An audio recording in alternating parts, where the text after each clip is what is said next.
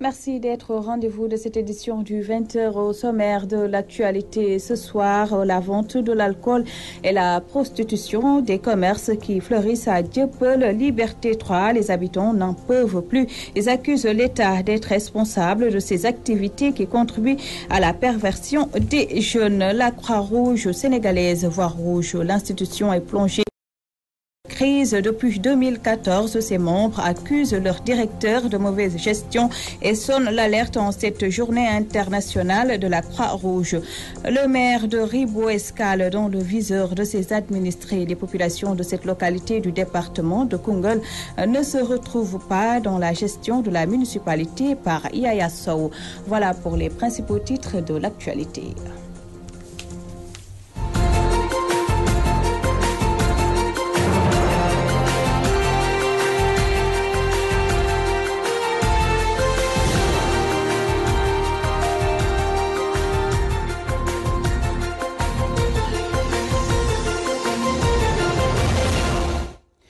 Bonsoir à tous. Les riverains de Dieuppeul, Liberté 3 portent plainte contre l'État du Sénégal. Selon eux, l'autorisation de construire des bars, discothèques et autres lieux de commerce de sexe émane du gouvernement.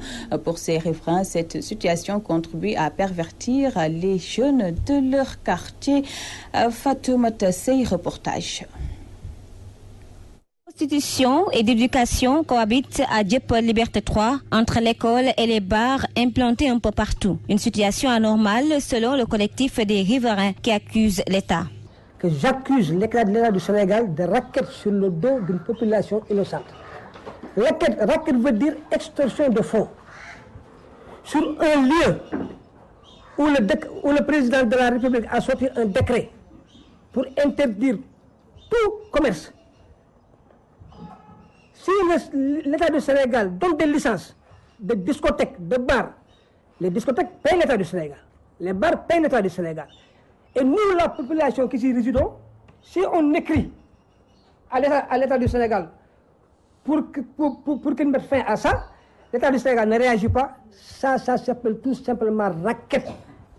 Ils ne peuvent pas démontrer le contraire. Parce qu'ils sont payés, ils ont violé la loi. L'inertie des forces de l'ordre face à la prostitution, une pléthore de lieux de commerce de sexe et du stupéfiant a contribué à la perversion des enfants de la localité, selon Mamadou Ndongo, qui porte plainte contre l'État et l'accuse de racket. La loi qui dit qu'on ne peut pas assigner l'État du Sénégal comme ça. Il faut saisir d'abord l'agent judiciaire de l'État. Et j'ai saisi l'agent judiciaire de l'État. Et la loi me donne 4 mois. La loi donne 4 mois à l'agent judiciaire de l'État pour réagir. Ils n'ont pas réagi. Donc, conformément à la loi, je suis tenu, je peux assigner l'État. C'est pourquoi dès hier, j'ai assigné l'État avec un pool d'avocats. C'est ça. Le collectif des riverains de SICAP Liberté 3 Dieuppeul ne compte pas lâcher du lest dans ce combat et annonce d'autres plans d'action. Fatoumata Sey, en cette journée internationale de la Croix-Rouge, l'institution sénégalaise voire rouge, ses membres n'ont pas le cœur à la fête et continuent de décrier la gestion de leur directeur, Ousseynou Badio, et le président du comité départemental de la Croix-Rouge de Pikine. Il est au micro de Papis Maïa.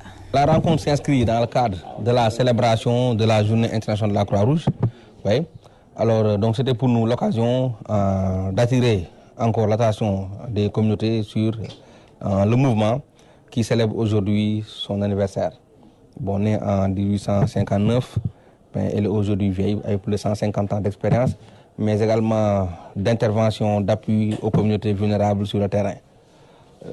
Ce travail il est extrêmement important et c'est pourquoi nous aurions souhaité avoir une société nationale à l'instar de tout le monde qui fonctionne bien, avec une réponse adéquate aux populations vulnérables, mais également une société nationale qui puisse honorer ses membres, ses volontaires, qui puisse être visible et en des jours pareils, assumer son rôle de leader dans le domaine humanitaire.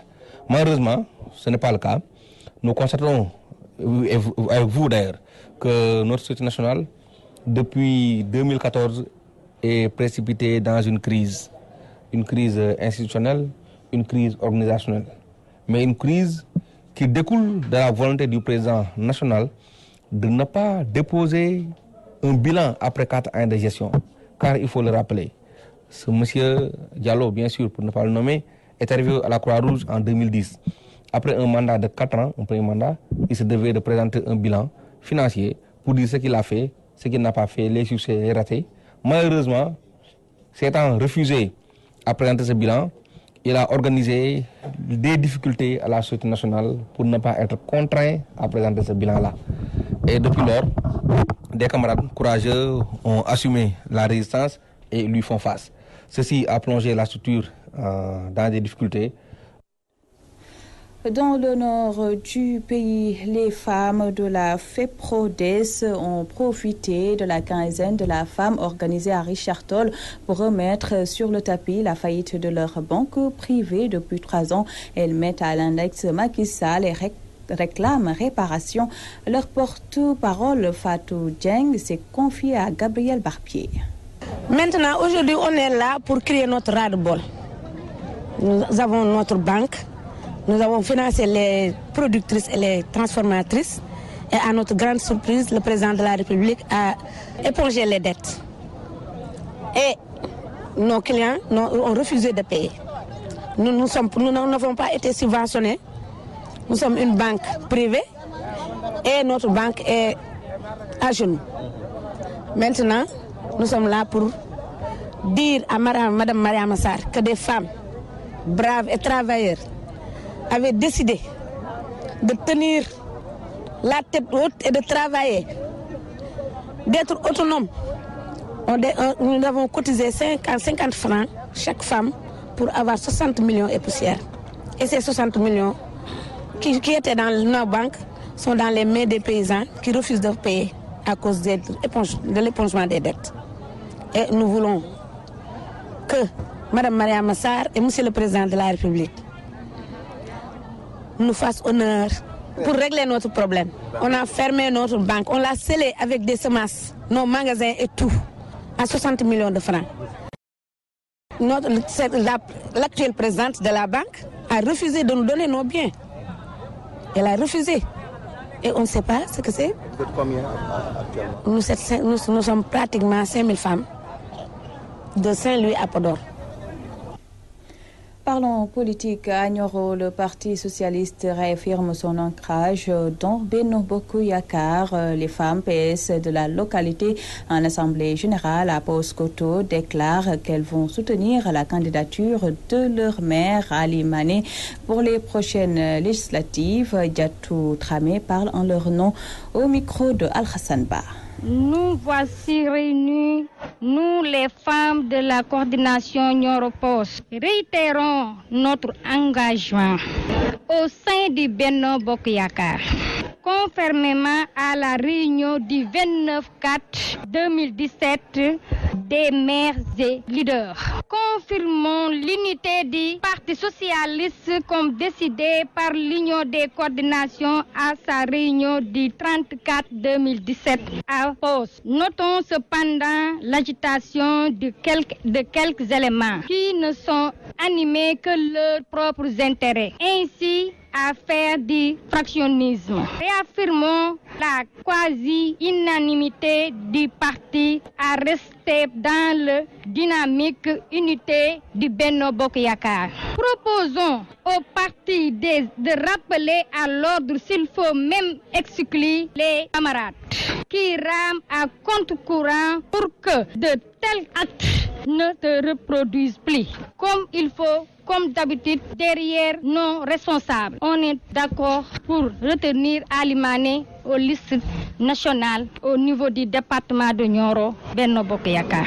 Le Parti socialiste respecte les engagements de notre responsable Ousmane Tanor Dieng, notre responsable départemental et notre responsable communal.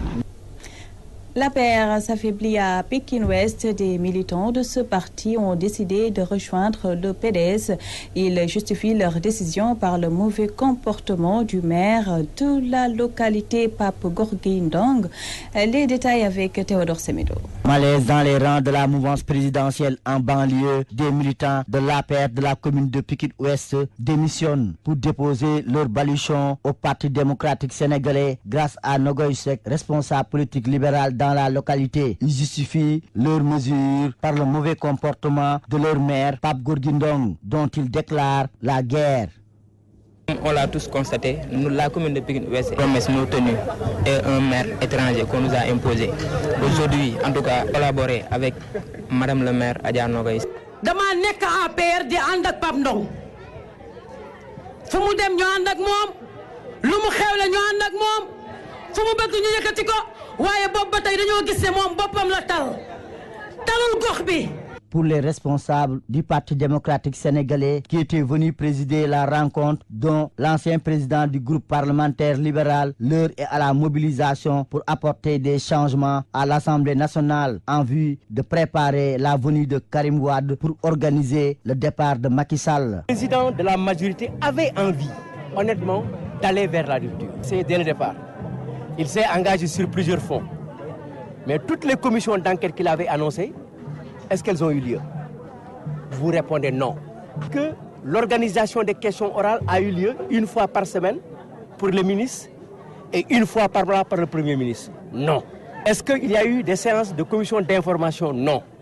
Est-ce que les propositions de loi qui ont été déposées, d'abord par Omar Sarr pour amener la durée du mandat du président de 1 an à 5 ans, Moustapha Niasse dit dès le dépôt que je ne la voterai pas. Alors, Moustapha Diakhaté nous dit, de la rupture à l'immobilisme, je suis arrivé à un échec total. L'entraîneur a rendu le tablier avant la fin du match. Le match, c'est le 31 juillet. Il dit, je ne suis plus député, je ne sers pas à être investi. Ensuite, il nous dit que je ne suis pas preneur. En se libérant, d'ailleurs, il nous dit qu'effectivement, il y a des faucons au palais et le seul faucon, c'est Macky Sall. Donc nous avons échoué. Il appartient aux populations de se déterminer. Quand les populations se seront déterminées pour une majorité de l'opposition, il n'y a pas un seul docteur en droit ou un agrégé qui pourra empêcher la cohabitation. mais na jël soxla bi def ko soxla boppam nañu dugg ci quartier yi nañu dugg ci biir kër yi nañu dugg ci biir néeg yi nañu waxtaan ak nit ñi nañ leen woo pour ñu ñëw xeex ak suñu kat pour jële fi kii. Pékin-Ouest est l'une des communes les plus denses en matière électorale au niveau du département de Pékin, ce qui constitue un enjeu pour la classe politique du pouvoir comme celle de l'opposition. Théodore Semedo, Pékin-Ouest, Walfadjri. Restons avec les libéraux. L'ex-président du groupe parlementaire libéral, Doudou Wade, fait le procès de la transhumance. Il tire à boulet rouge sur son ancien frère de parti, Souleymane Ndéné Ndiaye, et qui s'est dédié, selon lui, Doudou Wade, que nous écoutons au micro de Théodore Semedo. Je n'ai appris que la leçon de Souleymane Ndéné et je vais la réciter. Et il me dit que cette leçon, il l'a tirée de la philosophie de Macky Sall. Emmanuel nous dit, vous l'avez vous-même mis, que la transhumance, c'est quitter les vaincus pour aller chez les vainqueurs. Il dit qu'il n'utilisera pas, il ne créera pas un parti politique pour venir à l'Assemblée par contournement. Et il dit qu'il faut modifier le code pénal pour fusiller tous les transhumants. Ceux qui partent directement et qui se prennent la voie de concurrence, la voie de dégagement nord. Alors qu'est-ce que vous voulez que je dise? Sinon, appliquer la loi Souleymane Ndéné que le directeur de la RTP a dans mon meeting politique. Et par commentaire, je vous donne mon bic et je vous donne une feuille de mandat d'écrit pour demain. Je vous donne un stylo et une feuille. Je lui demande de faire sa plainte pour demain. À Rufisque, les femmes de l'APR exigent des postes de responsabilité. Au cours d'un meeting, elles ont demandé à la direction du parti de penser aux femmes. Najib Sagna. Les femmes de l'APR de la commune de Rufisque, en meeting de remobilisation, exigent des postes de responsabilité pour elles.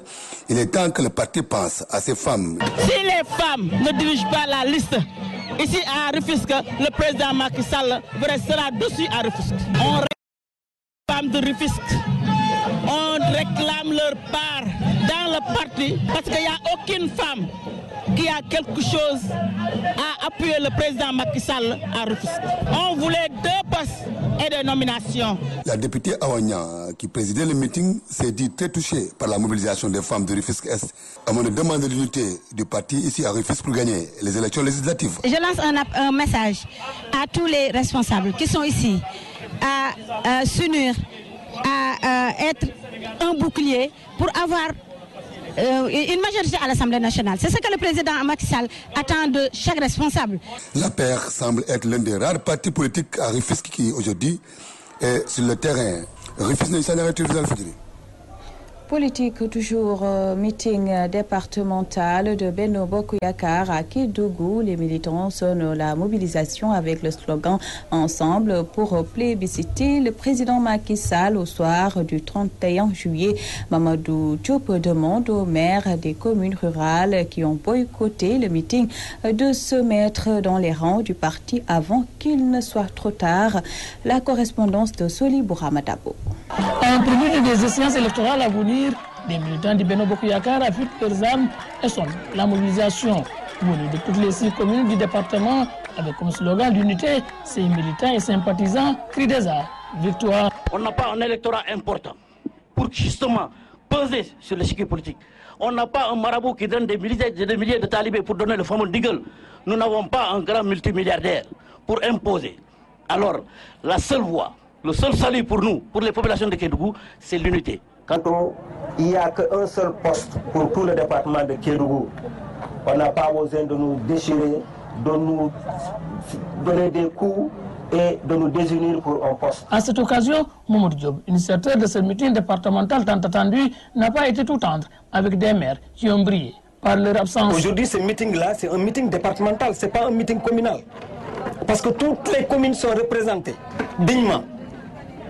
Et les représentants ont pris la parole. Parce que quand ils disent que si les maires ne sont pas là, ce n'est pas un meeting départemental, je dis non, je me porte en faux.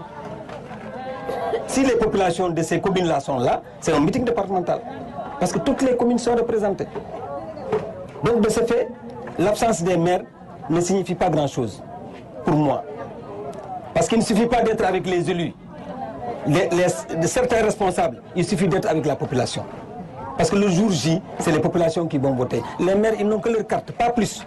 L'investiture, en bon croyant, je suis candidat à la candidature. Personne. Tous ceux qui disent qu'ils ont été choisis par le président, non, le président n'a choisi personne. Le train a pris déjà départ, accrochez-vous, sinon vous serez les grands perdants, souligne Mamadou Diop, qui promet au soir du 30 juillet une victoire écrasante. Le message qu'on les envoie, je vous ai dit que le train a pris départ, il peut venir monter. Qu'ils viennent monter, sinon on les laisse. Nuit et jour, nous allons nous investir par rapport à la réélection du président Macky Sall en 2019 et au candidat du Benno Bokk Yakaar en 2017.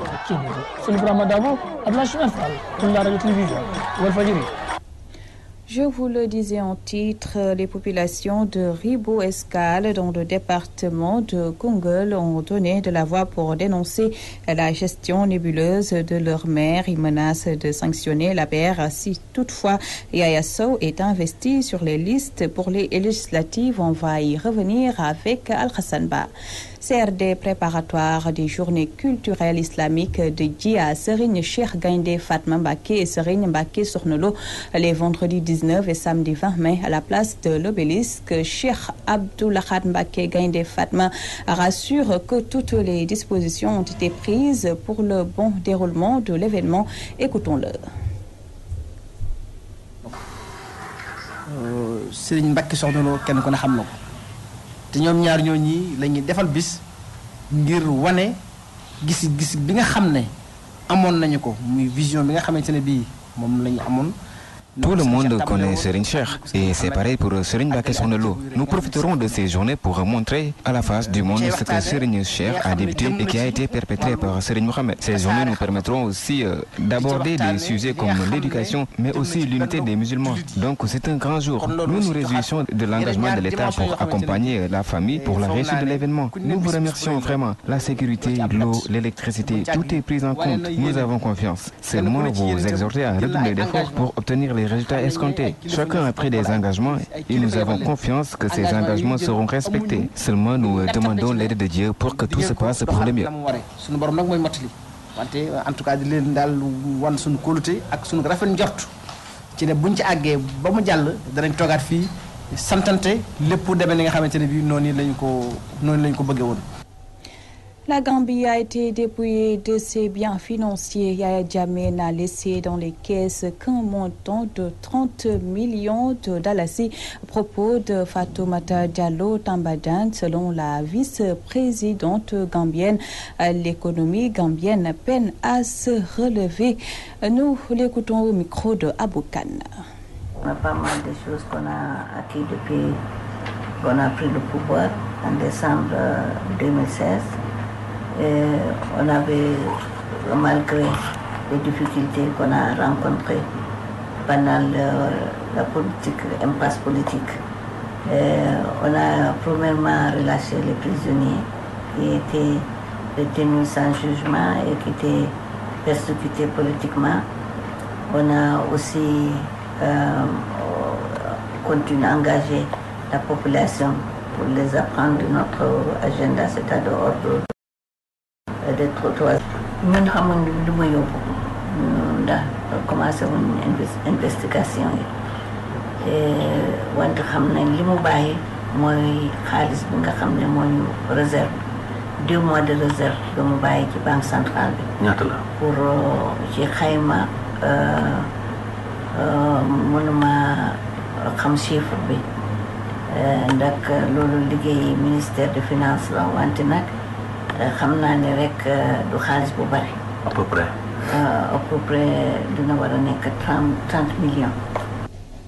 Voilà, c'est la fin de cette édition réalisée par Ndeye Fatou Ndiaye Mbacké. À la régie, il y avait Cheikh Tidiane Diop. Comme tous les mardis, vous aurez à 21h votre émission Balance avec Pape Ndiaye, suivi de Werwerle, présenté par Awo Diop Ndiaye Diagne. À toutes et à tous, merci de nous avoir suivis. Bonsoir.